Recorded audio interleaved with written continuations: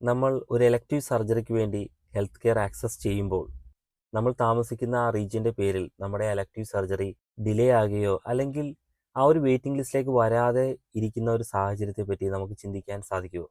ഞാൻ ഈ പറഞ്ഞ കാര്യങ്ങളാണ് ഹെൽത്ത് കെയറിലെ പോസ്റ്റ് കോഡ് ലോട്ടറിക്കുള്ള ഏറ്റവും വലിയൊരു ഉദാഹരണം. കഴിഞ്ഞ ദിവസം ഇതിനോട് സംബന്ധിച്ച് ഒരു വ്യക്തിയുടെ എക്സ്പീരിയൻസ് അവർ ന്യൂസിൽ ഷെയർ ചെയ്യുകയുണ്ടായി. അവർ പറയുന്ന ഇതാണ്: കുറച്ച് നാളുകൾക്ക് മുമ്പേ അവർക്ക് നീ ഡിസ്ലൊക്കേഷൻ സംഭവിക്കുകയും നീ റീപ്ലേസ്മെന്റ് സർജറിക്ക് വേണ്ടി ഹോസ്പിറ്റലിലേക്ക് റെഫർ ചെയ്യുകയും ചെയ്തു. ആദ്യത്തെ പ്രാവശ്യം അസസ്മെന്റ് പോയി, പക്ഷെ വെയിറ്റിംഗ് ലിസ്റ്റിലേക്ക് എത്തിപ്പെടാനായിട്ട് സാധിച്ചില്ല. അങ്ങനെ 2 പ്രാവശ്യവും എത്തിപ്പെടാനായിട്ട് സാധിച്ചില്ല. 3ാമത്തെ പ്രാവശ്യം അസസ്മെന്റിന് ചെന്നപ്പോഴാണ് ഈ ഒരു വ്യക്തിക്ക് ആ ഒരു സർജറി നടത്താൻ വേണ്ടിയിട്ട് വെയിറ്റിംഗ് ലിസ്റ്റിലേക്ക് സെലക്ട് ചെയ്യപ്പെട്ടത്. അപ്പോഴാണ് അവരൊരു പോയിന്റ് സിസ്റ്റത്തെ പറ്റി അറിയുന്നത്. ക്ലിനിക്കൽ പ്രയോറിറ്റി അസസ്മെന്റ് ക്രൈറ്റീരിയ എന്ന് പറയുന്ന ഒരു പോയിന്റ് സിസ്റ്റത്തെ പറ്റി അവർ മനസ്സിലാക്കുന്നത്.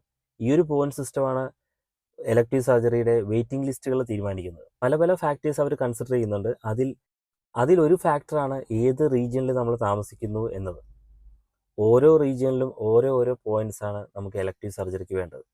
കുറഞ്ഞ പോയിന്റ്സ് വേണ്ട റീജിയനിലാണ് നമ്മൾ താമസിക്കുന്നതെങ്കിൽ നമുക്ക് ആ ഒരു വെയിറ്റിംഗ് ലിസ്റ്റിലേക്ക് എത്തിപ്പെടാനായിട്ട് പെട്ടെന്ന് സാധിക്കുകയും, മറിച്ച് കൂടുതൽ പോയിന്റ്സ് വേണ്ട റീജിയനിലാണ് നമ്മൾ താമസിക്കുന്നതെങ്കിൽ ആ ഒരു വെയിറ്റിംഗ് ലിസ്റ്റിലേക്ക് എത്തിപ്പെടുക എന്ന് പറയുന്നത് കുറച്ച് പ്രയാസവുമായിരിക്കും. അൺഫോർച്ചുനേറ്റ്ലി ഇവർ താമസിച്ചിരുന്ന ആ ഒരു റീജിയനിൽ അവരുടെ ആ ഒരു സർജറിക്ക് വേണ്ടത് 73 പോയിന്റ്സ് ആയിരുന്നു. അതുകൊണ്ടാണ് 2 പ്രാവശ്യവും അവർക്ക് ആ വെയിറ്റിംഗ് ലിസ്റ്റിലേക്ക് എത്തിപ്പെടാനായിട്ട് സാധിക്കാതെ പോയത്.